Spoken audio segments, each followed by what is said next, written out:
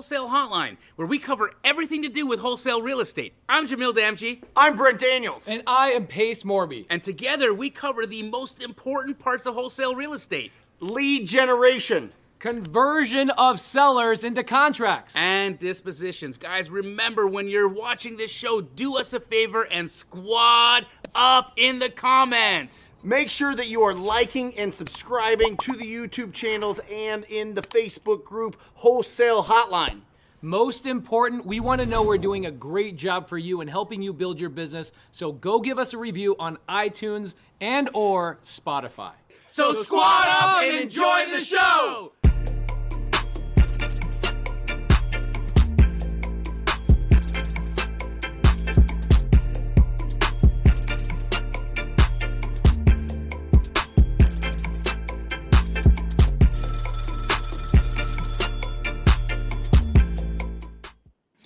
Welcome to Wholesale Hotline number 219. My name is Brent Daniels, Mr. TTP, Mr. Talk to People, joined by the flipping master, Jerry Norton, and Cody Barton. Cody Barton, have you been on the show yet? I think I was on in the first, somewhere in episodes 1 through 15. It's been too long. Yeah, Pace Morby's business partner in so many different endeavors. We're going to be talking about today scaling past being a solopreneur. Jerry, flipping genius. When did you scale past being a solopreneur in your real estate business? Probably way too late. That's for sure. I think I just didn't have the tools. It took a while to acquire. I think there's so much more available today than 20 years ago, Yeah. I think I ran around as a solopreneur for probably 3-4 years before I started to really bring on a team and really start to build the business out. I don't think I actually really scaled until I left my real estate market. We left Michigan and hit the road on an RV trip. And then I had no choice but to figure out how to outsource most of everything because I just couldn't do it anymore. I wasn't available to do it. So then by default, I had to start thinking about, okay, well, who could do this better than I was doing it? And how do I get the right people in the right place? So it kind of forced me to do it, even though I should have done it way sooner, probably. I love it. Well, you said something a couple episodes ago that has stuck in my head, Jerry, and I think it's just absolutely brilliant. They were talking about who's your first hire. Yeah. And Jerry took us to a totally different place. Yeah. He was like, your first hire is the people that do the stuff around your house. Right? That's so true. The people that are not their wives or whatever. Or your kids. We have some audience members here that are pointing at each other, but the people that mow your lawn, the people that wash your car, the people that take care of picking up and dropping off kids, if you have that type of thing, or a nanny or something, you know what I mean? Something that can free up your time so you can be super focused. And I thought that was really, really, really a really smart answer. Because it is true. Like in the beginning, the more that we can pour into our business and really get the momentum going and the leads generated and and putting income in first position, the more that we can start really growing. But I will say this, in every business that I've been in, as soon as I hire somebody, a couple things happen. One, there's typically a dip in sales instantly. Okay. Maybe I'm doing it wrong. And two, profitability obviously dips. Yeah. 100%. Right. So that's really the question here is how long do you stay in the court and when do you go to the owner's box? Yeah. You know what I mean? I think I think to Jerry's point too, it's getting somebody to be cleaning your house, getting somebody to, taking care of landscape, taking care of a lot of those miscellaneous things. I mean, that's a big one because I think everyone underestimates all of their personal stuff that they have to take care of on a weekly basis or a monthly basis, that they're just like, oh, well, it's not work related, so it's not really delegating. But, if you could free up 5 hours a week of your time from all of those things, you're focusing that on the business. And, to your point on the, the sales dip, it's I definitely see that with, especially if it's in a sales role, if it's, bringing somebody into, a business and What's up? Jamil Damji in the house. Hi, guys. Sorry about that. Oh, never late, but sometimes. Hey, life happens. There it is. Yeah. Traffic happens, right? Yeah. So we were just talking about, as far as like when Jerry, got to a point where he was, building his business beyond just himself and actually having a team to help him with things. And, where Brent was talking about how when you're bringing someone new on, especially in those early stages, a lot of times your sales are going to dip and, and then you're going to be less profitable. So it's kind of that, okay, do you just keep having the high margin, but do everything for everything? Or do you, have to go down that path? And, I think especially on the sales side, typically for most people, you are going to be the best salesperson for your company. Yeah. I mean, you bring in a salesperson, you close at 20%, you bring them in, they're closing, 15%, 10%. It's just, Have you been able to diagnose where that disconnect comes Will you from? pull that closer to you? Yeah. The question I asked is if Cody's been able to diagnose where the disconnect comes from, because you're right. You're absolutely right. There's you in your business, and then there's others in the business. And not to say that they're going to bring their best, right? But there's a different quality that comes from the principal in any company, right? A different quality of, and how do you tend to your own child would be a little bit like what you'd be 100%. tending to your business. And so, but I had stepchildren and I raised them like mine. And so I know that there's a way for you to love something as much as something that you birth. Yep. Yeah. And so how do you make that transference? How do you get the people in your team? Like you've got people I know there's folks on your team that are TTP all the way. I know there's people at your organization who are like, I'm like down for the cause. Bobby, for instance, down for the cause. Yvette, down for the cause. I know that there's people in my world that are like that. Very rare to find. But if we could build organizations that had more of those people, or if we were able to attract those people at a higher degree, I think, I just feel there's this amazing episode of The Office where they show Michael Scott's check. Right? The check that the manager who has the closed office has.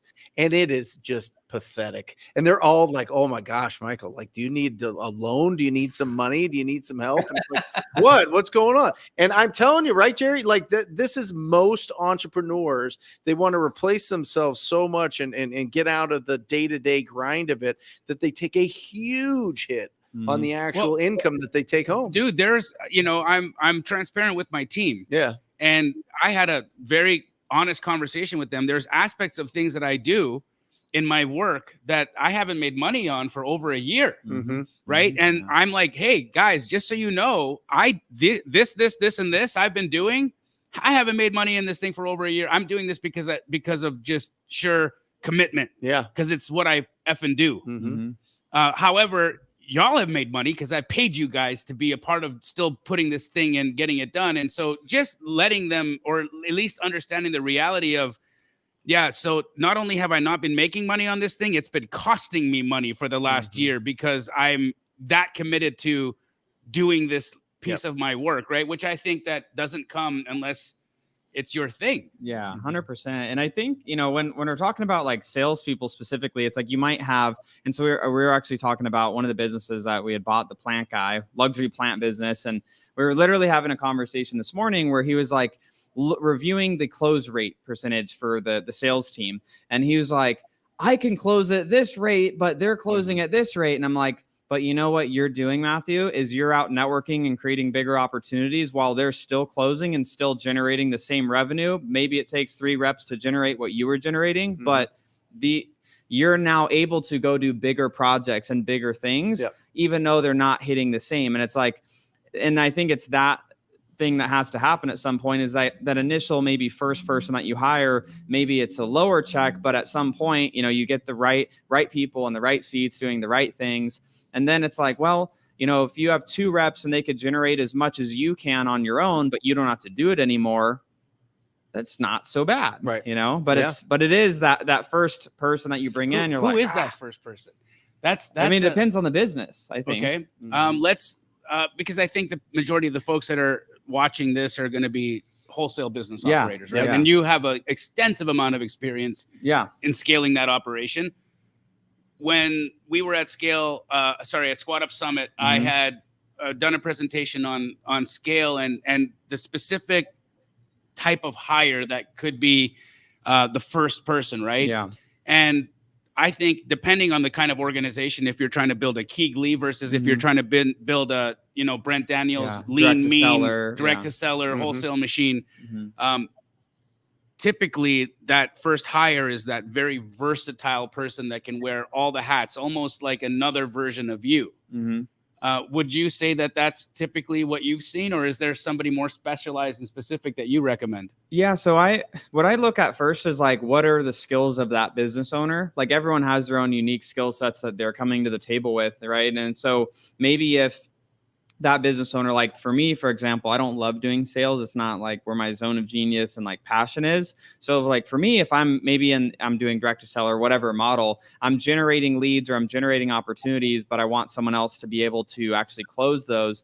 One of my first hires might be a salesperson, because I can get the leads, I can pass them to a salesperson, I can dispo the deal, or I can acquire it to flip it, or whatever that stage in the process is. But really, I just look at like what are those natural talents that individual has, because some people they lean towards one side or the other. And obviously, as a business owner, you have to kind of do a little bit of everything. You have to figure out and be competent at the thing. But I always look at like, what is the thing that I could delegate to someone that it can take me, so I could focus more on my zone of genius and do more of that, and have them be able to move that thing along. Or for the salesperson, there's like, I just want to sell. They might hire that operations coordinator type role where they're like figuring out leads, figuring out contracts, figuring out like, just get me on phone calls so I can just sell people stuff or get a contract, and then please let me not have to do a lot of the other stuff. You know what's really interesting that I am hearing Cody say, that I think for the most part, people who let's just call it what it is. Okay, you get a few good deals under your belt. Let's do it. You got a couple of good wholesale checks. You're feeling great, man. I got a 40-pounder. I got another $35,000 check and another $18,000 check. So I'm rich. So right, Terry? But what people do is they use that money to hire somebody that they think is going to replace them. Right. Do you hear what Cody just said? Yeah. Cody said, hey, what's your zone of genius? Keep doing that, dum-dum. Don't stop working. This isn't your chance to fade to black here. How old are we? Remember, work is our duty. No. You got this idea. You made $100,000. That's time to retire, man. I'm done. I'll tell you what, when I was 22 to 27, getting anything over the 5-figure checks, bro, I thought I was like, you're retired. Oh my! I didn't even know about taxes. I didn't even know about that business partner, that sneaky business partner I had called the IRS. I was just like, this is amazing. I am balling out. I'm gonna replace everything. I'm gonna get people to do everything for me. I'm such a genius. Look at my vision.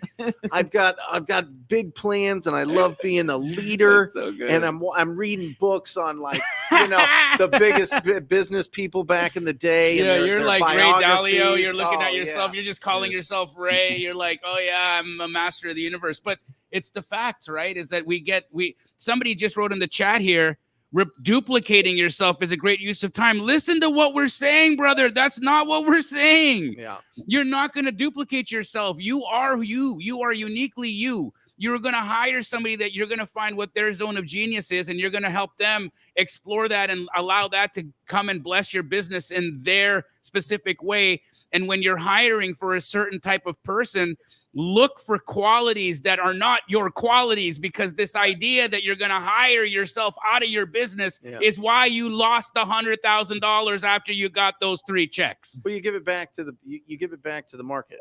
I mean, you get the money. First of all, your financial thermostat that was set from the time that you were born to the time that you were 12 is set too low. You need to be hanging out with people that have way more than you and provide way more value, so that you don't go out there and blow it all because you think that it's endless and every year is going to be great, right? Like you more- don't get to more the Hall than of Fame next. having one good season. You know what I mean? But that's how we feel when we have 0 in our account. Now we have $60,000. It's like, oh my gosh. Well, You know what I mean? Especially if our what family's never had that. Go ahead, So Jerry. what I often see happen is, you're the solo person, you're running the whole show, you're the janitor and the CEO, right? And then you start to scale. And the problem is you're not yet a leader. And you start to scale, you start to hire, but you're not developed into a good leader yet. So for one, you don't attract really good talent because good talent's not going to follow, low level leadership. They're only going to follow high level leadership. So you got like subpar talent. You don't really have processes because you're still trying to figure it out. So then what I see a lot of business owners do is they go through this phase, and then phase 2 of like the scale phase, they're like, man, this is worse than when I did it by myself. I made more money all by myself. And so then you got 2 choices. You stick it out and develop and go through that process. And it's hard and painful and hiring and firing and developing yourself. And then you get to that next phase. And then now you're like a legit business, or you go backwards and you go back to the solo. And that's why, if you think about it, I mean, 80% of businesses are probably subcontractors, solo owner operators. They're not businesses. Right. And that's because they never make the transition in that middle phase. Like I have a partner right now in a wholesale operation, and he's doing like 50K pretty consistently a month gross. The problem is it takes the same bit of team to do 50 as it does to do 250. I mean, not quite, but roughly. There's economies of scale, right? So I keep telling him, I'm like, we're set up to do 250, but we're only doing 50. We're just not dialed in. We don't have the right thing going. We're not there yet. And what do we got to do to get there? And it's going to be really no more people and no different marketing, just getting really good at what we're doing, getting really good talent. Now, all of a sudden, that same overhead's doing 250 that was doing 50 or whatever, 200 that was doing 50. Yeah. That's when you transition out of that beginner phase of growth where you're just not a good leader yet. You just got to know that, right? Like you've never done this before. It's okay. Stick with it, keep developing, and you can hopefully grow out of that. But instead of just go backwards where, you're working 80 hours a week, but you're taking home all the money and you got a high paying job. Let me go around the table just real quick, Jerry, and we'll start with you. Like, where do you think your zone of genius is? Where do you think that you know what I mean? At this point in your career, what has made you be at the position that you're at? You know what I mean? Like, what do you think you're the best at in your operation? I mean, I definitely test as very, very high visionary and very, very low integrator. Right. So like, I'm the opposite of Cody. Like Cody would be like the smartest thing I could ever do would be to bring a Cody into my organization because I'm up in the clouds. I'm thinking of all these great ideas. I'm thinking about so in real estate, my best skill set is like putting a deal together, but then seeing that deal to the finish line, I'm not so good at. Right. And that's where I drop the ball often, is now seeing it through. See, but everybody, Jerry, people are going to hear you say that, and they're going to want to be there now. They're going to want to be chapter 28 like you, and they're in chapter 11. You know what I mean? Yeah. Oh, chapter 11. Okay, chapter 10. We won't. Yeah, hopefully not chapter 11. But you know what I mean? So how do you make sure that you stay in the saddle long enough to where you can develop those skills and actually earn the right to put together an effective business plan? Because that's all a vision is, right? I mean, it's just putting together what you're going to do and how you're going to do it, and just having the goal there. So how do you stay in the pocket but also keep your head in the clouds? Or do you not get your head in the clouds until you earn it? Yeah, honestly, you cannot just say, I'm only going to do this aspect because I'm good at it and I like it. I'm going to ignore these other areas. You cannot ignore those other areas. Whether you're good at them or not, you better be focusing on those other areas until you get a team in place and you get an integrator in place that can then take on those other roles. And then you can really live in your genius. I mean, a really successful business, everybody's in their zone of genius, but that takes time. And you don't just get to wake up one day and you're there. Like that's often for me anyway, it was years of developing to even be in that role. And oftentimes I'll find myself out of that role. And then I'm having a real hard look in the mirror and saying, okay, what changes do I need to make? Because I'm not in the right spot here. I'm not really where I should be. And same with everybody else. Like if somebody else here, I got the wrong butt in the wrong seat, you know, because if it's not, then we're just not going to have that synergy that we need to have. Jamil, superpower. Well, my superpower has always been connecting to people and connecting people. Yep. Right. I am very much that guy. If I look at anything that brings money into my world right now, it was connecting the dots. Mm-hmm. If I look at the basis of my contribution to Keighley, it was connecting the dots. Yep. Connecting to people. Yeah. Creating those long-term connections that have still continued to pay. But it actually made you money. It's not like this thing that it's like, oh, I'm getting connections for one day down the road to do something. You were making connections to pay your bills. Yeah, I see connecting the dots as how I extract money from the world. Right. Right. And my mind has always worked that way. Right. Because I've always looked at, like, if I put this guy and this guy together and I draw a line, can I yank money out of that? Mm-hmm. and it's how I'm wired. Yeah. Right. And even today, Bobby and I were having a conversation. We've been sort of dancing around over the last little while. Like, what do we do next? You know, it's nice to have those moments where you're like, what's next? Yeah. Right. Where should we focus?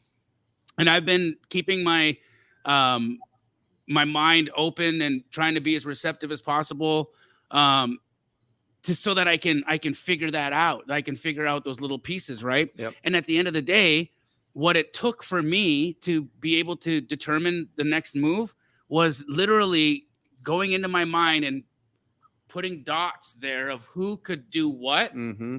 And then I was like, oh, Mm-hmm. got it. Yeah.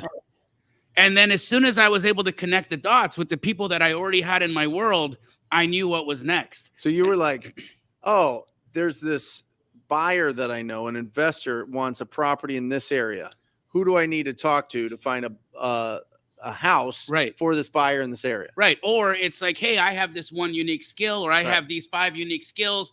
I have this unique opportunity here, but I'm missing this piece and I'm missing this piece. And I'm lost because I'm missing these pieces. And Jamil, you make a lot of really good deposits, like emotional deposits with people. So absolutely. Absolutely. You could reach out to me and need something, and I'm going to drop everything to help you because you're just constantly making deposits in my emotional bank account. So thank you. And it was real that you say that, Jerry, because today I made a phone call to somebody that I wanted to connect the dot. I wanted to draw my line through the dot. I called this guy. It's been months since we've chatted last. And I said, hey, long time no talk. How you doing? Good. What are you doing? Waiting for you to call. Amazing. Great. Well, this is what I want to do. Are you in? Yes. Thanks. So it's exactly what Jerry said, right? Like I didn't have to, I didn't know the last time I spoke to this person, I didn't know that I was going to need them in the future. There was never, I never have a motive to be nice to you. Mm-hmm. I don't need to be motivated to be nice to you. Your humanity is the reason why I'm going to be kind and love you. But that's what we all should be doing, Jerry, is we should be making deposits into everybody, because you never know when somebody is going to show them or show you how you and they can collaborate together. And if you were nothing but a POS to that person, how are you going to then draw the line, right, and connect the dot? You can't. Yeah, that's at least for me. I'm a dot connector. For sure. I need to be able to see those, and then I just draw them, and away I go. Love it. 100%. Yeah, I used to like fitting that title of integrator, right? Like I used to think it was like, okay, it's like systems, process, but what I've realized is it's really more of like building teams. Like that's where I'm living in like my unique ability. It's, it's identifying, and it's through a lot of learning, the trial and error stages that you talked about. It's like you hire, then you fire, you hire, you fire. Like Jerry talked about, you suck at it at first. And it's like, you have to go down that path. And I think if you really want to build great businesses, then you need to become a great leader. And I think, when I talk to my team now, we have director level, and higher team members at our companies now. And, they'll ask me like, what skills do I need to keep building in my role? I'm like, you already have the technical competencies of like doing the thing, like our CFO. I'm like, how to do the financial stuff that you need to do. Your highest skill that you can develop next is leadership, because leaders can develop teams and departments, and you can continue to grow. And when you can lead people, you can create anything, you can lead any type of organization because you know how to identify talent as a leader, because you know what good looks like. Sure. And if you know what good looks like, then you could bring on good people into your company. And when you have good people in your company in the right seats doing the right things, is then when you get the results that you're looking for. And so I think that for me is where, like, I just try to live in, how do I always become a better leader and pour into the teams that I'm building. And by the way you do that is you suck at it when you start. And that's just the path that you have to go through. And then you could shorten the learning curve by going through it fast and, hiring, making mistakes, and then not, licking your wounds for 2 years before you do it again, and going back to that 80-hour work week where you take everything home. It's just, nope, do it again. What did you learn? How could you get better? What books are you reading on that subject to improve your skills? Let's unpack that, Cody, because I think there's, not enough of us talk about it. I know Brent is, he's a ravenous when it comes to the books he reads. Yeah. But are there masterminds? Are there groups? Is there coaching? What can people do to become better leaders? Where can they go? Who can they turn to? Yeah. So, I mean, on the book side, like, I would say that, John Maxwell has some of the best books on leadership. Like, everyone on our organization is, that's one of the books that we have. One of his books are, recommended to pretty much everyone in our company, and even team members that aren't leaders of people. We have them read leadership books, because if people know how to be a better leader, they could lead themselves better, they lead their families better, and then they lead, in everything that they do even better. And even if they're not leading people, it's going to help them be a better person overall. And so, that's, on the leadership standpoint, one of the best things that people can do. And, looking for mentors, looking for, those right places to go to find that. And I don't know if, now is the right time, but, that's something that we're actually putting together. Yeah. So, myself and our leadership team that we've built, that, Pace and I have, multiple different companies together. And what we've essentially set up is we have this umbrella company, basically, that's just, myself and all of our leaders, like our CFO, our sales director, our head of operations, senior web developer, HR manager, like all of the roles that are required to basically run and build and grow a company. We have that team and myself that, we basically serve and do everything within the other companies that, we've either built, bought, partnered, or whatever. Right. And so, what we're actually doing is, we're putting together a program called Scale with Pros, which, you can go to scalewithpros.com, and where basically we're opening up that access to all of our team, where, we've went through the brain damage over years and years now of doing things incorrectly in those areas. And we're basically just trying to help show people, okay, here are some of those best practices that you can learn from us. And, the reason we called it scalewithpros.com is not scale with Cody, because I think it would be, it wouldn't be fair to the team that I've built to say that, hey, it's all me, because it's myself and the team. Sure. And the leaders that we have that are, have become experts in these areas. And so, one of the big sections in there is, focus on leadership for literally over a dozen hours of content of just building things, and like, how do you hold people accountable, and how do you find, like you were talking about, that, transferring that, energy to the people that you bring in, so that they own it, like they feel like they're owners. And, one of the things that I talk about is, I look at, when people talk about like compensation in the workplace, it's like, I call it total rewards. Like, what are all of the rewards that someone can earn working in our company? And there's stages of rewards. And I look at the base level is somebody gets a salary or an hourly wage from the company. That's like the first step.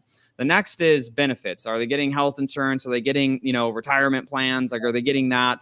Another layer that we add to total rewards is personal development bonus, basically, where we'll pay $5,000 to send team members to workshops so that they can go grow their professional skills. Awesome. We'll pay for them to, learn those things. And, then from there is bonuses. Like, can they earn bonuses if they produce? Like, if that rep on the team, produces X amount of sales that week or that month, can they get an additional bonus on top of their comp?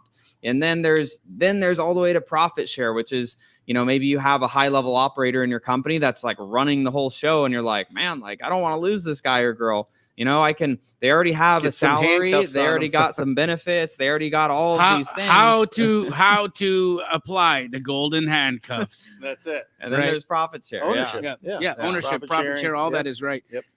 You know, it's interesting that you're doing this, Cody, because as I was asking that, I was thinking to myself, I'm like, man, wouldn't it be brilliant if somebody in the know who's done it, somebody like this guy, put something together where you could actually turn to and say, okay, look, I'm trying to develop as a leader. I'm trying to develop my team in leadership. I want to scale. I want to do something larger than what we've got right now. Yep. And I feel like I've got the key ingredients, but I just don't know how to make a good soup. Right. And you do need to come to the people who have already done that before, folks who have scaled multiple companies, been able to do this from a systematic and a replicatable process. That's the thing, guys. It's got to be systematic and it needs to be replicatable. If it ain't systematic, you can't replicate it. Right. And so the key, I think, of what these guys are growth. Right. And how I know that what they do works is, well, hey, they're out there buying more companies so that they can continue to apply their system, which they've been able to replicate so that they can scale the company and make more money. So that's pretty dope, dude. Yeah, it's like it's pretty cool. Like the thing that I always tell, like, you know, like we're buying, we're closing on a cleaning company we're buying right now. And like, you know, we talk about like with these business owners, it's like every business, you know, there's like certain ingredients that you have to do to like get, you know, but then doing them in the right order to get them to succeed, like baking a cake. Like if you do the wrong order, like the cake's going to come out, it's not going to rise correctly, or there's going to be some weird taste to it or something. It's the same with the business, like doing the right things in the right order to get the right result that you're looking for. I love that. I love it. What I'm wondering, Cody, is like when Pace comes up with some like harebrained idea, do you have to tell him like, Pace, that's a stupid idea, we're not doing that? Or like, how do you handle such a high visionary guy? Because someone's got to then do all that work with the great idea. Yeah. I think I think as over the years have went by, like, you know, with me and Pace particularly, it's like a lot of the ideas now are just, you know, buying not new businesses, but buying already successful businesses, which I can get behind that. You know, it's like I'll take those crazy ideas. You know, sometimes I'll have to tell him no. Yeah. Like sometimes, you know, he's like, oh my gosh, he's like, I met this guy, they have this business, and then they send it, and I'm like, Pace, they're losing hundreds of thousands of dollars, their team's a mess, and they aren't coachable. And I don't know, man. Like, you know, you got to have, like, I say there's like 3 keys to, you know, especially when we're like buying a company, but just when you're building a team too, it's like, I say you need to have people that are humble, people that are hungry, like they need to be hungry to grow professionally and personally. And then they need to be smart, but not just smart. I thought you were going to say honest, and I was going to be, it's Triple H. People smart. Because the thing is, like, you guys ever had in your organization, you have someone that they're just so freaking great at their role, but they're such a freaking knucklehead, and they just like butt heads with everyone around them. Yeah. And like, you have to like put them in a box. Bobby, do we know anybody like that? Not you. He's looking at me like I'm not, but calling him out. Not at all. He's not a knucklehead. But I mean, no, you get people like that. People who are actually they're talented. They're just miserable. Yeah. And they don't know how to have, like, their attitude is just so terrible that it's like, you can't help dude, them. like you're your own worst enemy.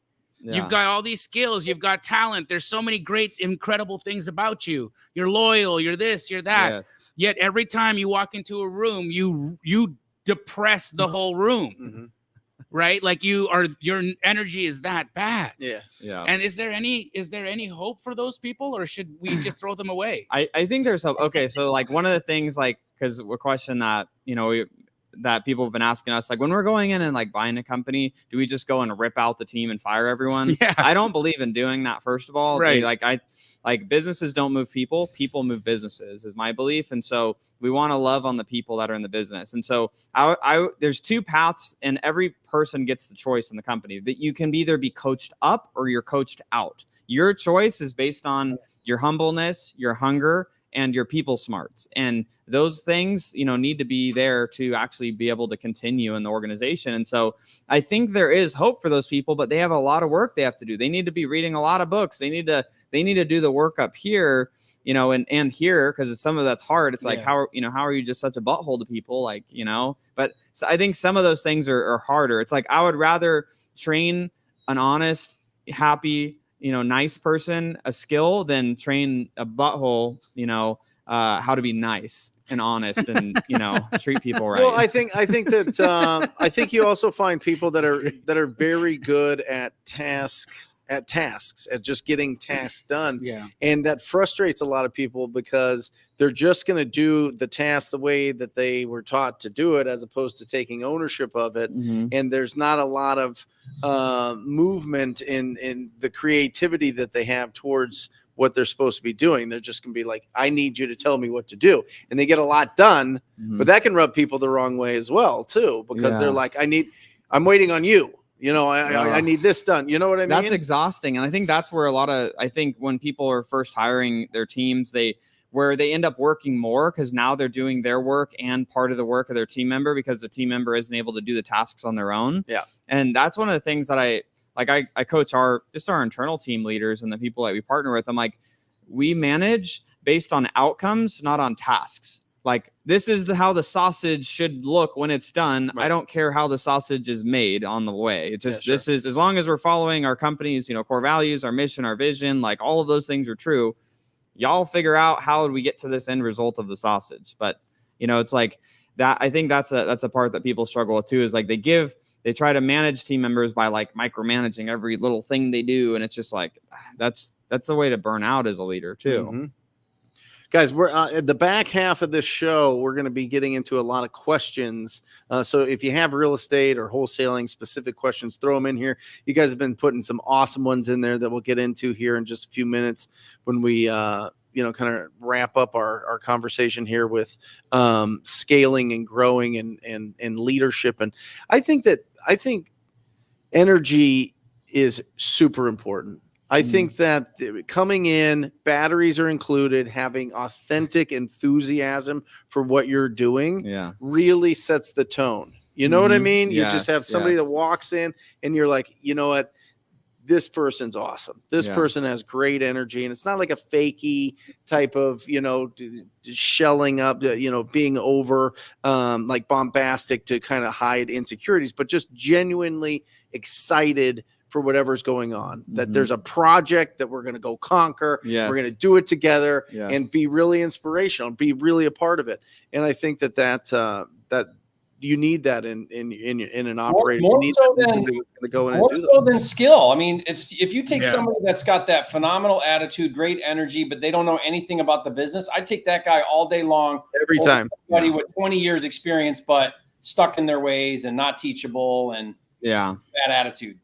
I tell our team members, and unfortunately we had to let someone go actually this last week. And, there's like in our organization, we encourage, like one of our core values is we bring solutions before problems. And it's just, it's to get people to critically think. Like, we want critical thinkers in our organization and to encourage also, it's like, it's okay to make mistakes is, that's something we always tell our leaders and our team. It's like, guys, it's okay to make mistakes. Don't be scared to make mistakes. Just don't make the same one over and over again. Like, that's, and we just say it's like we want learners in our organization, not non-learners. And in my opinion, non-learners are the people that do the same thing. And it's like Groundhog Day. You have that same conversation of like, hey man, like, or, hey, like we had this conversation 2 weeks ago and here we are again having the same conversation. Like that's a key distinction. Like on our team is just like, guys, we can't tolerate non-learners. It's okay if someone makes mistakes, but like if they acknowledge, okay, I messed up. What did you learn? Like, that's what I want to know is what did they learn from an experience so that they can be better next time? And how can we help coach them along to not make that mistake again, right? Yeah. And so that's definitely a big thing, Jerry, like you're saying, it's like you want people that are coachable. And, we look at that as like you're a learner or a non-learner. So, Cody, who is it for? Who is your coaching this product for? Is it for the business owner? Is it for the individual wanting to start the business? Is it for the person in the business who is at a leadership level and wants to be a better leader? Is it for all of the above? help me understand who our avatar is, because I think, guys, these are incredibly important skills.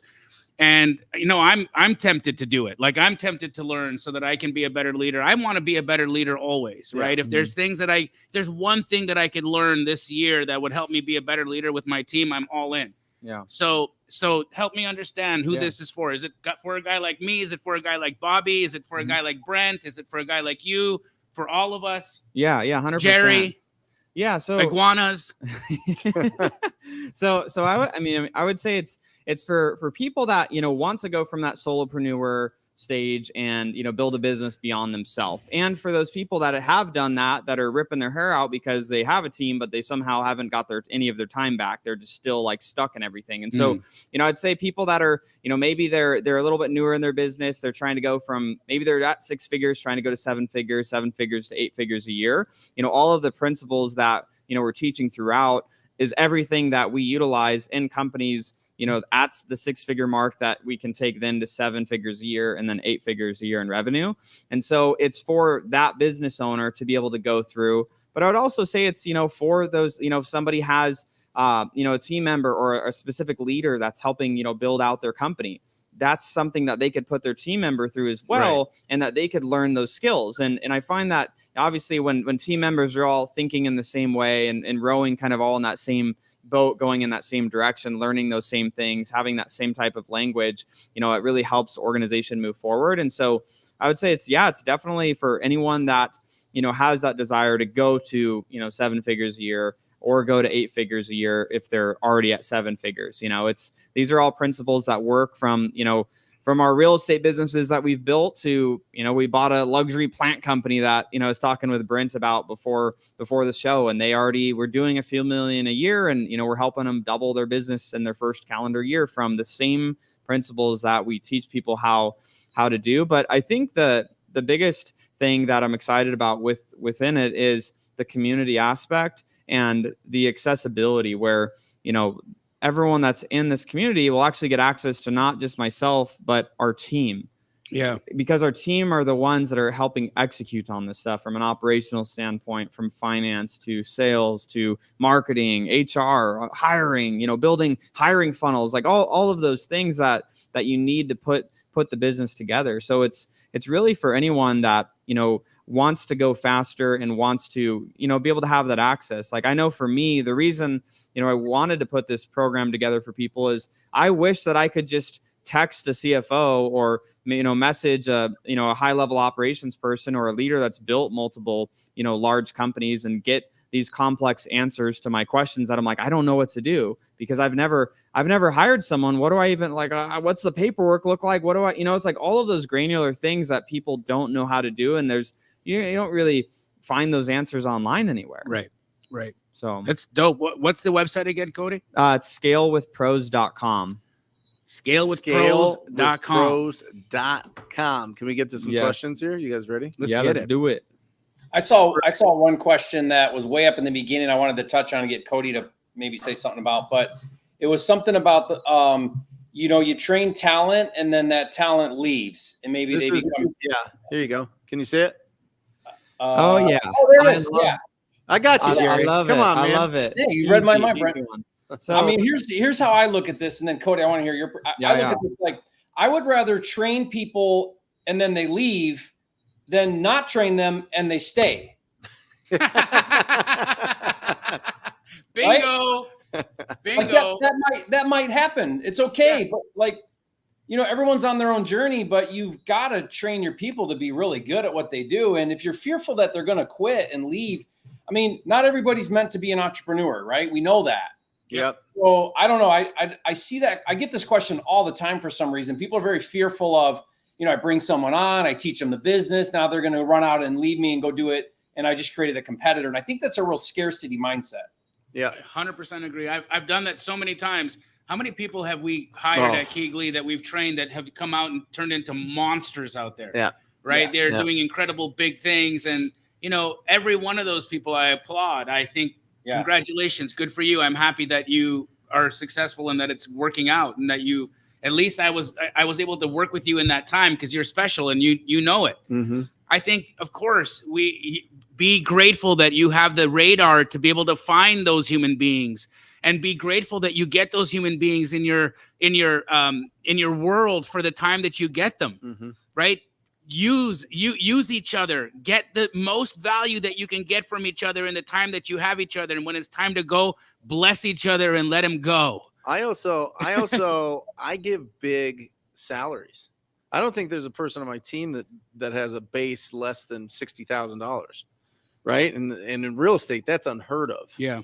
And people are like, oh, well, you need to have your sales guys on all commission. That's what keeps them hungry. No, dude. It's not the truth. No. I'm telling you, you can recruit really, really top tier people that want that security and the upside. Yeah. And I think a lot of people, especially when we're starting out, it's like commission only is like this cheat code. It's like, I can have people work. I can have people work for me. And then they they offer offer them them like like 20% 20% commission. Has it ever worked for you? Never, ever for ever. me. Has it ever worked for you? No, I'm going to small have people base- cold base call and I'll give them commission. 25% of the deal. Yeah. It then will they get no deal. not Never work. It Jerry, will has not it work. ever worked for you? Let's just No. solve this riddle for everybody once and for all.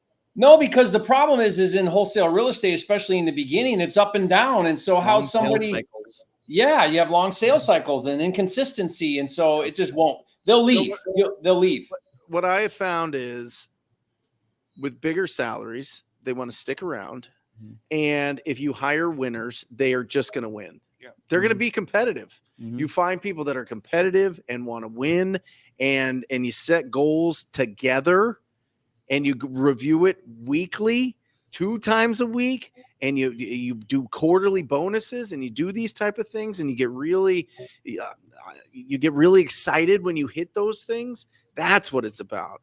It's not about you got to do commission only, go sell Kirby vacuums door to door type of thing. You know what I mean? Yeah. Like you can have a nice base and give smaller commissions, but with a ton of upside. And you can give things like health insurance, Yeah. Crazy. and dental. Yeah. That's crazy. You know what I mean? People Yeah. love it. 100%. And I would think too on that, like the skilled people wanting to run their own squad, like I would say most people are too scared to go do that anyways. Like that's a big thing, is like most people want the security of an operation that they have a good place. And so here's the thing that I do to try to mitigate it is like Jerry talked about, it's like, if they end up staying and you don't train them, what's the consequence then? Is then your business stalls out, you get stuck because your people aren't growing, and your business will only grow to the level of the personal development of all of the team that's there. And then you'll stagnate out, and then you're going to eventually, start to go Say backwards. that one more time, Cody, so they can hear it in the back. Your business only will grow to that of the personal level, personal development level of you as the leader and, the leaders that you have in the company. And so, for me, I don't suggest books for our team to read. I prescribe books to team members to read. I prescribe workshops that they need to go to because they need to grow. And because I know if they're growing in those areas that it's going to help the business. And I think that some people get that scarcity and when they don't know how to hire great people either. Like we have our hiring dialed in, like we have a funnel of how we hire great people. And so I just know we're going to hire great people when we hire. Yes, do we make mistakes occasionally, but it's few and far between at this stage anymore. And so when you can learn to get great people, you don't have to worry about, okay, I'm going to be able to replace them if they leave. And I don't say that in a negative way of like everyone's replaceable. It's more like, no, I'm so confident that we can find A players that I'm totally fine to love on the A players that we have in our company and to help them just continue to grow. And think about, why do people leave companies? I think that's a great question to ask. Why do people actually leave companies? They don't feel appreciated. They don't feel like they're earning what they deserve. You take credit for their work as the managers. It's managers treat them like crap. There's a lot of reasons that are totally preventable by having great leadership and great culture. They leave toxic cultures. I mean, I think if we eliminate the 10 different things that cause people to leave companies, it keeps people there. Like why would you want to leave if you're earning great money? you have benefits, Mhm. you have, and I know not everyone's going to be able to provide that starting off, right? But it's like, if you have a great culture, you care about your people, you treat them right, you follow through, you say you're going to do something for them, you do it, you do all of those things, why would they leave? And then The if they only do, time only thing I've seen was greed. Was the only time that I saw Yeah. that happen was and that goes to humble. The Yeah. humble part of humble, hungry, and Yep. people smart is like, Yep. got to be humble. It's like, Yep. you're not the we owner. missed the humility part, because Yeah. here's the thing, right? When I hired Homeboy, what was the question in our interview that I thought won it? I was like, what do you want? What do you want out of this job? He's like, I want your desk, I want your seat, I Yeah. want your job. Yeah. And I'm like, come and get it, motherfucker. But I hired that dude, right? And then what did he do? He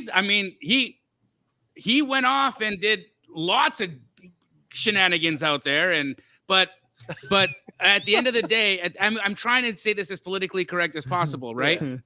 Greed got the best of him. Sure. Yeah. Right? Greed. He had one of the most incredible opportunities and circumstances and situations around him, and then there was just that thing in him that said, I can do this by myself and keep all the money. Yeah. Yeah. And that is what ended up getting him, and actually it blew up in his face, right? It blew up in his face. It was the lesson he needed, because the greed humbled him, and I'm sure now, if I have no animosity for this guy either. That's why I don't want to say his name and like knock him, because I There's somebody that worked for you he for a worked while? for me for a long time. Yeah, he was great, phenomenal at What wholesale. role? Acquisitions. Yep. Phenomenal at it, right? And so and I'm sure he's learned his lesson, and things are better for him now, and I have nothing but good wishes and good energy towards him, and I want him to win, right? Yep. Yeah. But I know that greed got the best of him, and that was the decision that let him out the door. Mhm. How do we know that that's happening to us? Because it's happened to me in my life too. Greed has gotten the best of me. That's why I got myself into the $1 million Ponzi scheme, right? That was greed. I can own it because I can identify what the emotion was that put me in that ridiculousness, right? But how do we stop ourselves from going down that line, and how do we regulate ourselves to make sure that we don't make decisions? Because if you are in a company right now and it's a great opportunity, and you got that little greedy voice in the back of your head saying, we can do this by ourselves, let's go. Like, I how do think you put that under control? I think if a lot of people actually could review the P&Ls of the businesses that they work for, they'd be like, ooh, I don't know if I Maybe I I'd be don't know. better off by myself. I'm better off in the seat that Yeah, I'm in gonna right just now. stay here. That's This isn't too bad. But it's actually funny. We were interviewing for a senior marketing role, and we actually hired someone today for it. But we had a final interview with someone last week, and it was a similar question. Jamil, we had this guy in the interview. He had already done a few things in the interview that were red flags that I'm like, yeah, this guy's probably not going to make it. And we have a pretty extensive interview process of like we had like over 100 people applied for the role. We had like 15 cultural, preliminary interviews that our recruiter did. Then we had like 5 technical, and these 2 got to the final stages. This guy asked me in the interview, he's like, what do you think about me getting equity in the company? And I'm like, you've provided 0 value to the company so far, sir. So, I mean, I didn't say that, but I was just like, it's a great question. Currently, we're not doing that. And so, but the thing is, we do open for bonuses. That in the interview? He said that in the interview. Wow. In the interview, and I was in my head, I'm like, What was the job he's interviewing for? senior marketing role. All right. And it's like, yeah, and we explained, it's like you can get bonused off of performance, and then profit share off of lines of business that you're creating results for.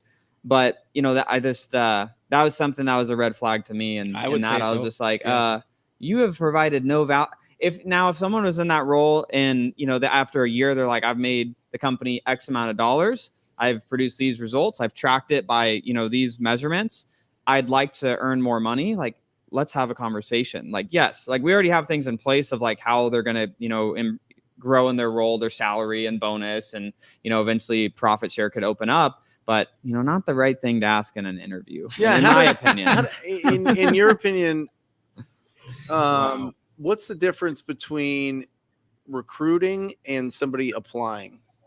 Okay. You know what I mean? Because like sometimes you want to go after the talent. Yes. Sometimes you want to throw some stuff at them. Sometimes you want to make it, Yeah. So it really desirable to work there. Yeah. So I think it depends on the role too, and like what they're going to be doing. But so like and we have an HR manager, so he does this stuff, but like he usually goes down two paths. Like for a more senior role, he'll actually do outreach to people in those types of roles at other companies that we would maybe potentially be interested in hiring someone from. So he'll do actual direct outreach trying to recruit. And then we'll actually have job ads out that we're getting applications in. So he does a mix of those two when it's a more senior role. More entry-level roles, like, if it's an individual contributor, just someone doing a thing, like we're not going to, we're just going to put a hiring ad up and, sort through the applications. Norton, you do this all from remote parts of the, country. You have one of the most lifestyle-driven businesses I've ever seen, and you do it better than anybody I know. How are you doing your hiring? Have you seen his video of him building that 11,000 square foot house on his YouTube channel? No. Awesome. The one that Pace lives in? No. The one in Costa Rica that he's pouring 4 stories of concrete. Oh, no. I haven't seen that. Is it a new video on his? Is it a new video on your channel, Jerry? It's awesome. Yeah, I just did like a walkthrough, like an update on it. Awesome. Yeah. But I mean, you're definitely, I think you're able to do this all remotely. You've got a tremendous eye for talent for being able to do that. What's your secret, Jerry? How are you doing this? Well, it's interesting you ask that, because most people, when they look at like a business opportunity, like a deal or a project to bring on or another business or whatever, they look at it solely through the lens of financial gain. And for me, that's actually second. Like, that's important. But for me, it's first lifestyle filter.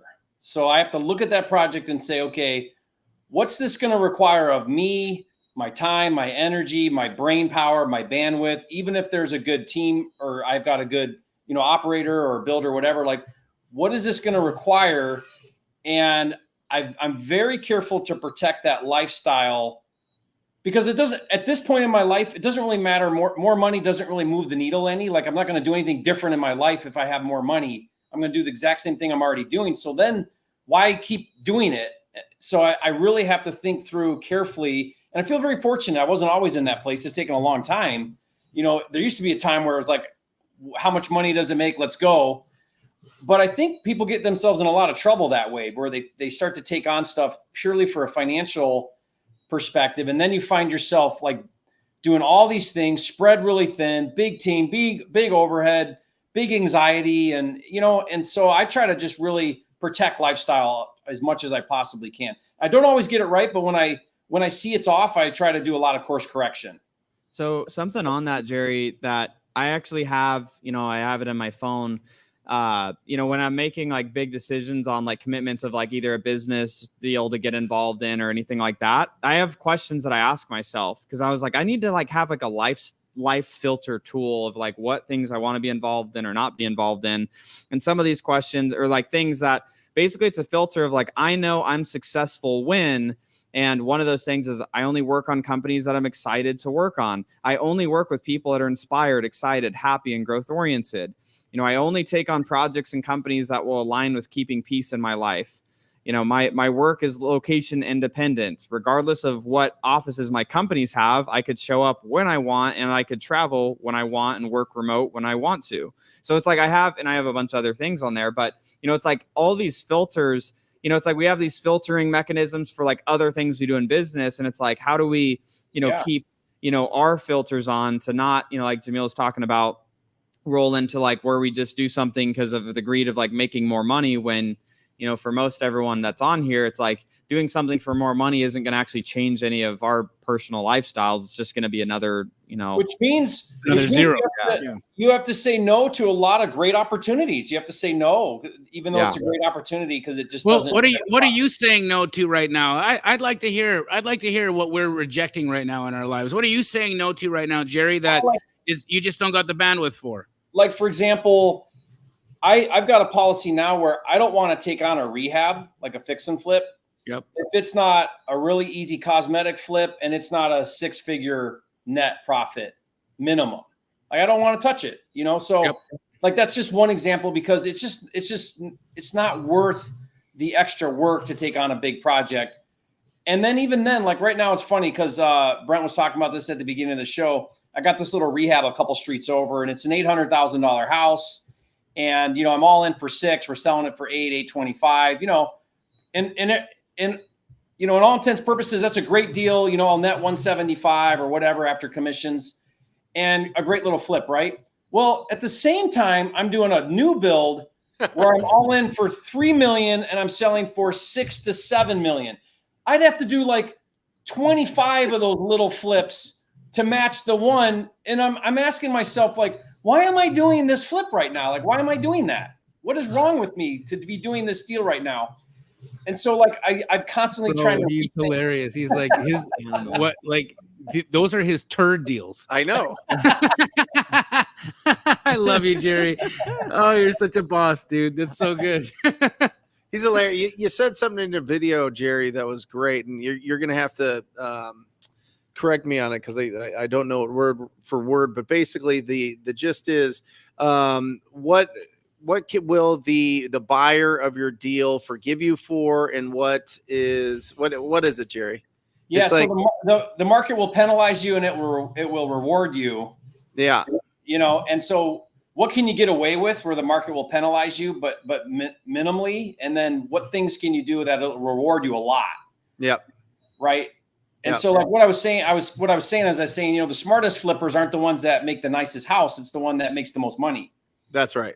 Meaning you figure out what you can get away with and not do and what you need to do. And, you know, like that's just the game, because anybody can go in and over renovate and overspend and make the thing beautiful, and then you lose money. Like, I don't know. I've done that. I think everyone's done that in the flipping game. And you're like, wow, look at this amazing house. I lost money. Right? So yeah, I was talking about that a little bit. Yeah. But that takes a lot of reps. So you're saying no to anything that's not making millions, essentially? Is like, if it's going to be a $250,000, $500,000, you're like, leave that for Jamil? I mean, not exactly, because I'm building some wholesale businesses and those aren't there yet. But the goal is like, how do we get there as quick as possible? I do not want to run a wholesale market that's not making, you know, $1 million plus a year. If we're not all on the same page with that, then what are we doing, guys? Let's stop. Right. So I'm just trying to have that vision of like, how do we go big? I'm just like more margin over volume kind of thought process. I love that. I love that. It's a very efficient way to, you know, I have somebody in the Astro community, Nick Saltzman. I had an opportunity to interview him a couple of days ago, and phenomenal guy. He's the guy who finds his own wholesale deals so he can fix and flip them and then lists them all himself. Like, this is the guy. He's like the Native American who kills the buffalo. You know what I mean? Like, he's using every piece of it, you know, and he's not letting anything go to waste, which of course, right? Because when I ask him why, he's like, well, dude, because I can do 6 of these in a year and make the same amount of money that I would make if I did 60. And I'm way happier. Well, look how much spread is built into every wholesale. Right. Yeah. So, I mean, that's what Jerry's talking about. He's talking about the efficiencies. You know, there's an inherent efficiency in going vertical and things, and being very selective about the projects that you're working on, and being able to be involved in that thing from start all the way to its final product, so that you're not losing money here, paying a fee here, paying a commission on this. The smartest way to do it is to have all that be in-house and be fully ahead of it. So I mean, I love that, Jerry. I think that's great. Well, and there's no wonder why you're a flipping genius. Well, you want to take this one? You know what? Well, what's funny, what I wanted to say to that too is, you know, Jamil, it's like, it's just as much work to do a little deal as a big deal, or, you know what I mean? Or like, I love what Donald Trump said. He says, if you're going to think anyway, you might as well think big. Like, there's a certain amount of like, where just showing up is like, takes up a certain amount of effort. Well, if I'm going to show up anyway, why don't I show up as big as I can? Because I'm showing up. I've decided to show up. So let's just show up all the way, you know? Yeah. Yeah. But listen, there's way more effort going on in that 11,000 square foot, 4-story concrete pool, walkout pool. He's not putting it in the ground, Jamil. He's putting this suspended in this house, the pool. It's bananas. Well, I'm going to watch the video, but what are you saying no to right now, Brent? Travel. a lot of, I'm really working to get my business to all incoming leads. Love that. So I'm really focused on PPC, Yep. PPL, Yep. and getting back with TV locally. Cool. Yeah. Love that. Love that. How about you, Cody? Oh, I mean, I'd say for me, it's just like saying no to opportunities that are marginal. I mean, in the buying business space right now that, I'm focusing in, it's just deals that I could get into that, have a really good likelihood that, I know an easy path to double them within 12 months, and that within 3 years, we can be able to exit them and, make some Jerry money on those when we exit them. So, I mean, I'm pretty much saying no to anything outside of that. And I'm also saying no to most of Arizona summers, so that's, just getting out. What are you going to do? I mean, we're going to Costa Rica. We're going to go to, for how long? I'm going to Costa Rica on Thursday for a week, but just bouncing around, during the summertime. Being a nomad? A little bit. That's cool, dude. Yeah. That's cool. Just, like this summer, we'll probably do like maybe a month and a half, 2 months out of Arizona for the summer. Awesome.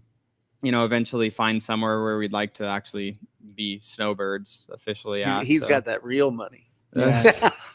Yeah. Do you call it a snowbird when you're leaving the heat, or are you leaving heat? Are you a heat bird? I don't. Heat wave or heat stroke bird or something. Yeah, I don't know. I think it's a snowbird still. Yeah. Is it a snowbird? It's Snowbirds come here because it's snowy. Well, where do they go when they leave? The sun? sun? Is it sunbird? Is it sunbird? I don't know. Sunbird. Okay. I just want to be in 75 to 85 degree weather 11 and a half months a year. Flagstaff is 2 hours away. Yeah. He's saying I all wanna the go to things. the beach. He There's wants no to beach. he wants There's to no be in beach. California. That's not California. Yeah. Where the water's warm. Yeah. Yes. Hawaii, Right, where the Costa water's- Rica. Okay, that's because the water's not warm. Yeah, in I Cali. don't go in that water. No, It's a freezing. freezing. Yeah. Go ahead, Anyway. Jamil. Here. I'm saying no to things that aren't making me happy. Good. Yeah, if it's not making me smile, it's not getting my attention. That's it. I want to laugh, I want to smile, I want to be happy all the time. Were you doing things that were? Oh hell making yeah, you dude! happy? I was talking on stages for people I didn't respect and didn't care about. Yeah. I was helping folks that honestly, when I would take a look at what their business models were and how they were showing up in the world, I had no business being there. Right. And so no, for me, that's a no. I don't care about your summit, or I don't care about your event. None of you guys. You guys are my people. I love you guys. But you guys have seen, I've said no a lot, and I'm going to continue to say no. So don't ask me. Yeah. I have a Where you at, Jamil, with the show? Or land. I don't know what to do. Ask for comps or evaluate it. What questions should I ask? What should you ask about vacant land?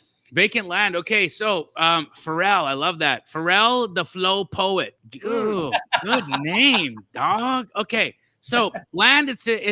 Land's not all equal, right? Are we talking infill land? Are we talking land out in the outskirts? Are there developments near this land? Are we in the middle of a development? All that's going to be very, very important. You got to understand your zoning. So your zoning will tell you what your density is going to be. And you've got to see what's happening around it. What's happening around it is going to tell you what's going to happen to it.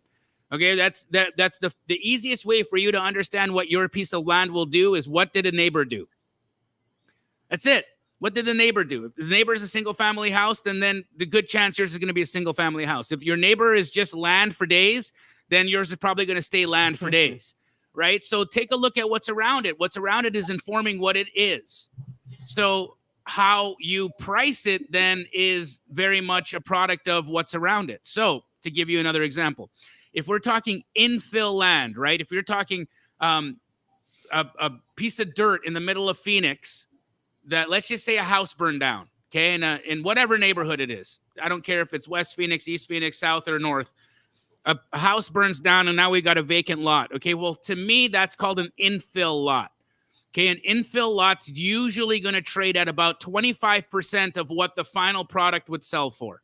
Okay, that's where I need to be in order for this to make sense for me to go and reconstruct a house there. So to give you an example, right now in Phoenix, if I'm going to be able to sell a new construction house for $400,000, I would want to be paying how much for the lot? $100,000. Right? And I do that all day. I buy those lots all day long for $100,000 that I can sell the house for $400,000. And that means that you need to get it for a little below that in order for a builder to want to buy it. Now, if we're talking the outskirts of the city, and maybe it's a little bit farther away, and I might need to do a little bit more work, but there's still zoning, there's still an opportunity, and there's still developments around it. Now you're talking about 10% of what the product is going to actually sell for, because we're a little bit farther out. Right. So the more desirable price point as well, the more desirable the piece is, the more it's going to be worth. Again, Jerry, you're doing these new construction builds in Paradise Valley that are selling $4 or $5 million. Are you paying $1 million for the lot? Well, we were. Prices are a little different now, but yeah, $1 million was about for a 1 acre lot. North-south facing, we were paying about $1 million. And where are you at now? But what are you paying now for that same dirt? But you're right. It's equal because now it's a $6 million, not a $4 million. So we're paying. So now you're $1.5 million. Yeah. Mm-hmm. There you go. Yeah. It's always 25%. The ratio is 25% on an infill, whether we're talking a little house in Maryvale or a mansion in Paradise Valley. But then when you get to the outsides is where you got to be at about 10%. And then when we're talking like outside, there's nothing there, like nothing there. Don't buy that.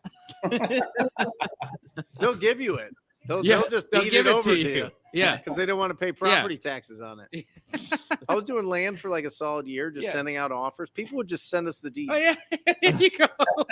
Like, I'm tired of this thing. I pay swear taxes to you, on it. I swear to you, they would send us the deeds already signed and be like, please sign and record this.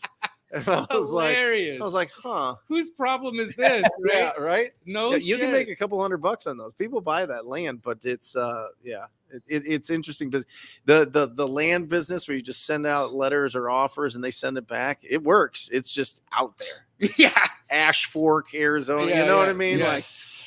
Like, anyway, there you go. Awesome. This is a great question here. Lexi, what advice can you give to the girlfriend of a wholesaler that is obsessed? I want to be more help, but I am completely opposite of a salesman. How do I get better? First of all, what a partner. I know, right? dude. What a partner here, Lexi. If it doesn't work out with your guy, send me a DM.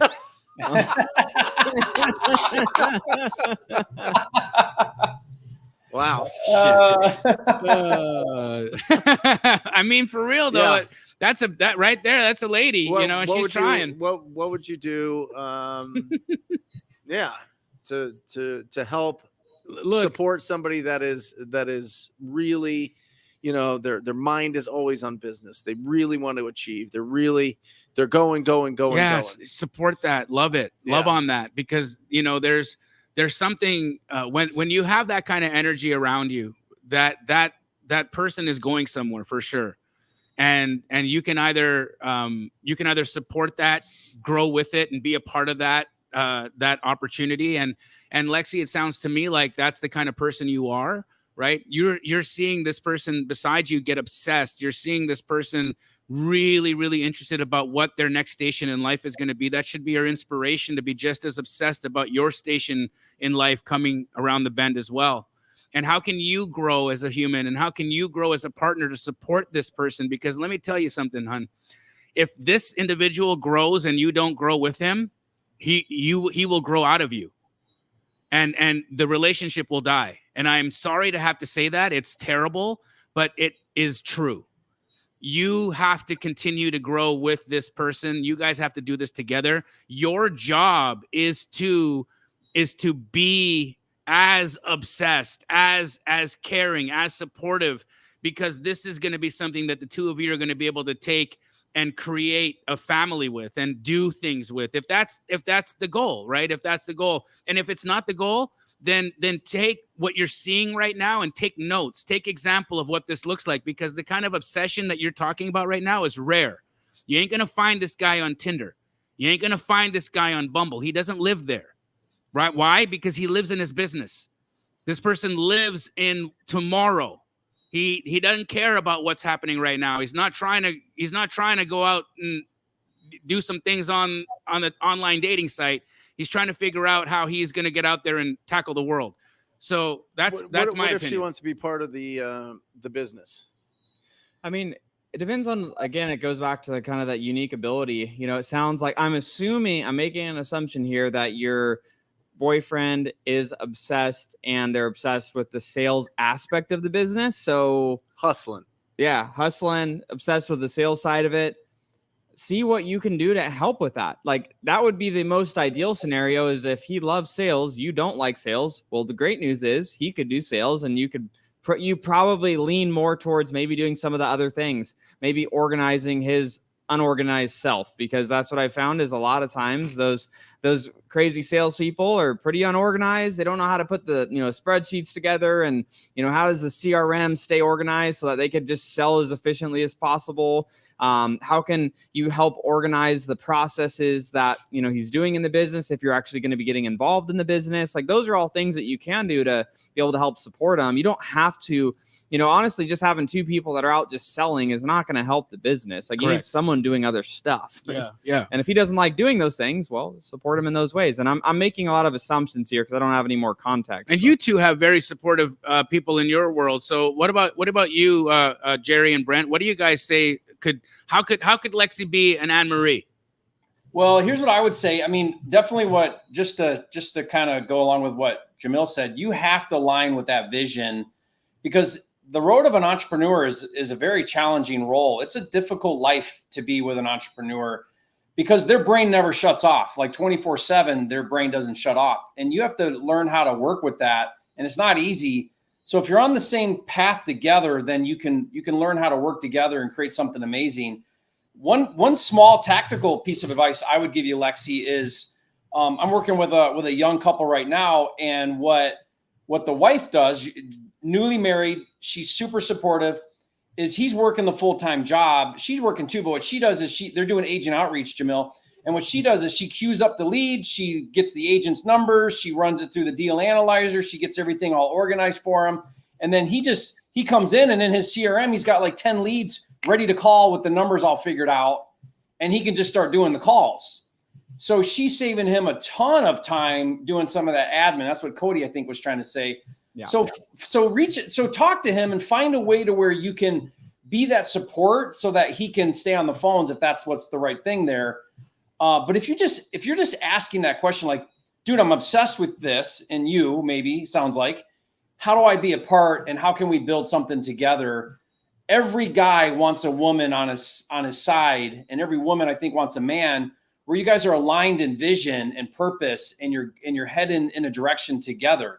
That's what makes a relationship really powerful. That's where 1 + 1 = 10 is, when you're at least both heading in the same direction, have the same vision, aligned together, and building something amazing that you both call your own. Like you're calling it yours together. That's special. Love that. Yeah, I couldn't imagine if Aaron was my personality. You know what I mean? I don't think I could ever date or be with somebody that intense was good at sales or wanted to get loud or wanted to, you know what I mean? Yeah, like, of course. And so you needed that balancing energy. Yeah, they say there's only one headshot in the household. You know what I mean? That's an old like LA Hollywood type of saying, and I don't know. I just think that I think it's important that Erin has her own thing. She's in the medical. She's a nurse. She does this. That's her spot. That's what fulfills her. And I love that about her. I love that she's not in the business, and I love that she lets me do my thing, and she's a cheerleader. So that's the thing. So for you, she has to have her own. She has her own thing. She has her own thing she's obsessed about. Of course, she's cheerleading you on. She's supporting you by getting out of your way so that Brent can be Brent. Yeah. But she's got her own things that make her happy, and she's not seeking her happiness from you. Yeah. That's also brilliant. That's a very healthy, beautiful way to have a great life. So there you got it, Lexi. There's all these different ways that you can be supportive. You can take care of yourself and get obsessed with your own thing. You can see how you can be complementary to what he's doing and see if there's parts that you can add to the mix to help this individual do their thing. You could show up with the best of you to want to grow and to want to develop the same way that your man is. Whatever it is, you get to pick your flavor here. But I think the thing that we all heard was you can't do nothing. Yep. What advice do you give for first-time fix and flippers using hard money lenders? Wear a diaper. Oh, don't miss your payments. Yeah. Yeah. Oh, Get ready to go over budget. It's going to go over budget, and it's going to sell for less than you think. Yeah, it's going to cost you more. You're going to make less money, and you'll probably poop your pants. Yeah. Yep. There. How's that, Joshua? Very encouraging. Yeah, don't. Well, I'm not sure what you mean by using hard money lenders. I mean, you're going to be borrowing debt, and maybe that hard money lender is probably not going to fund the entire cost of the project. They typically don't, which means you're either coming out of pocket some or you're supplementing with private money, which is what I like to do. But you want to be fast on that project. Like I put a little story on my Instagram today, and I stopped at the project because it's literally like 2 streets over. So I just stopped by in the morning, and there were literally like 12 guys on this project, and everyone's running around because we run fast, man. And it's high pressure, it's high stress, and it has to be because it's a lot of money. And every day that goes by is costing money. And so it's got to be that way. And it's not for everybody, but like everyone's got to know we got to go. And if you can't handle that, then it's not a good fit, so. Here's another one that's right in there. Courtney asks, I am a wife who wants to build a real estate portfolio for my family. My husband is not into real estate. He is risk adverse. How can I convince him to buy into the dream with me?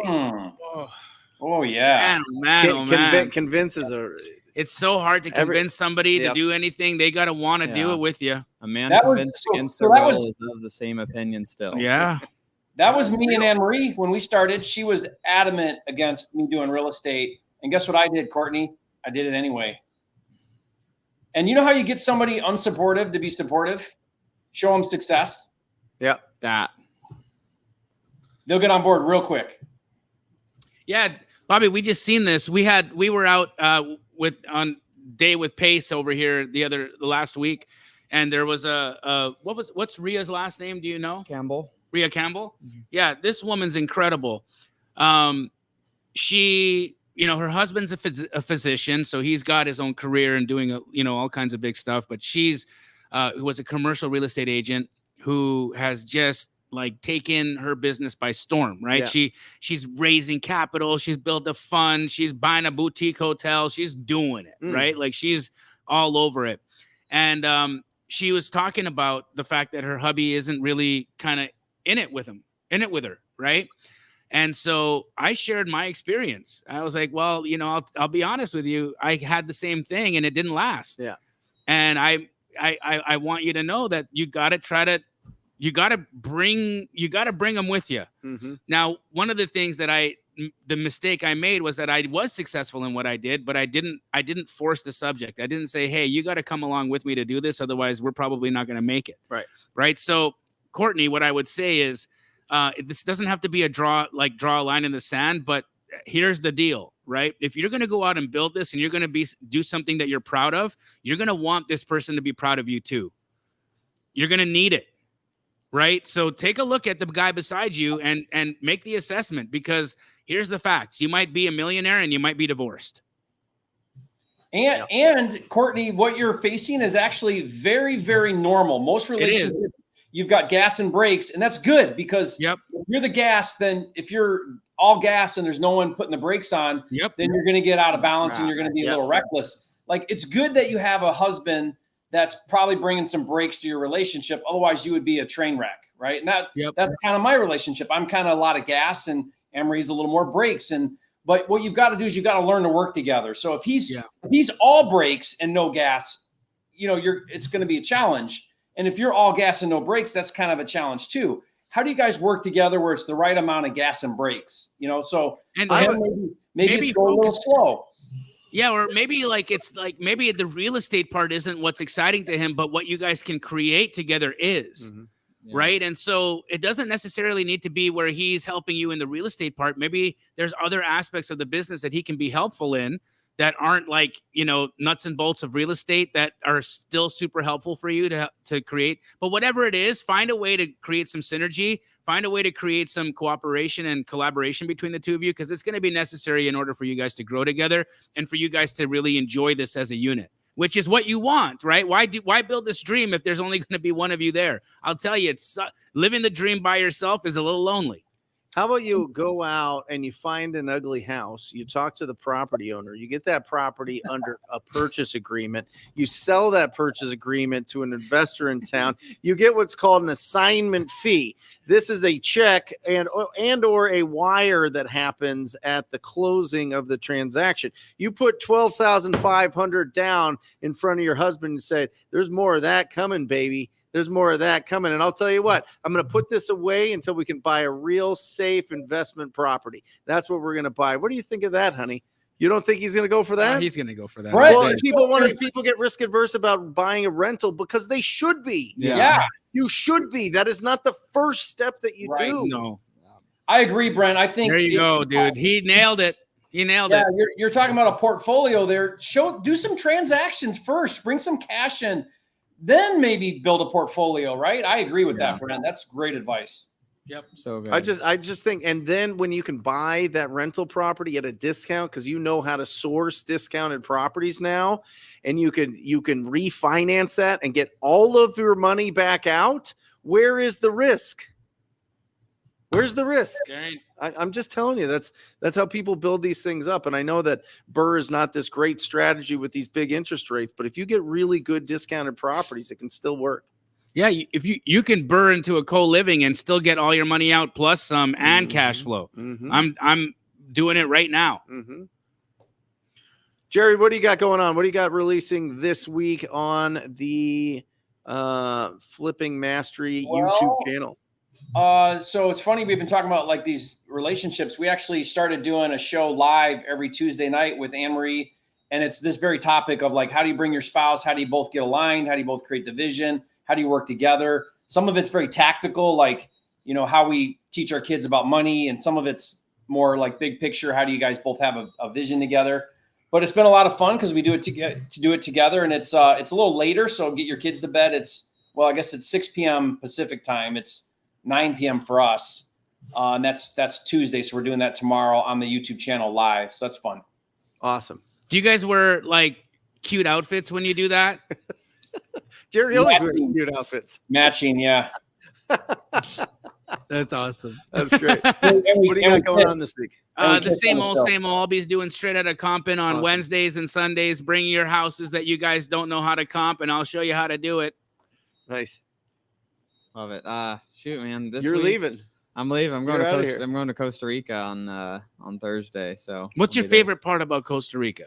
Man, we keep ending up going back to Tamarindo. It's just like a sleepy, surfer town. Awesome. And it's just, you can kind of just like, it's just the weather's just like great, like all the time. The ocean is warm, which is important. Got it. We actually like because I know you go there a lot. We like to surf. Okay, yeah, cool. we like to surf, and then it's a jungle. There's like monkeys running around. That's neat. I've never been to Costa Rica before. Oh, it's one of my favorite places. The first time I went there, I didn't know really. I don't know. I was just like, I don't know what to expect, but I was like, wow, this is pretty dope. So sweet. The site again? Yeah. So for those that, are looking to scale their business, you can go to scalewithpros.com.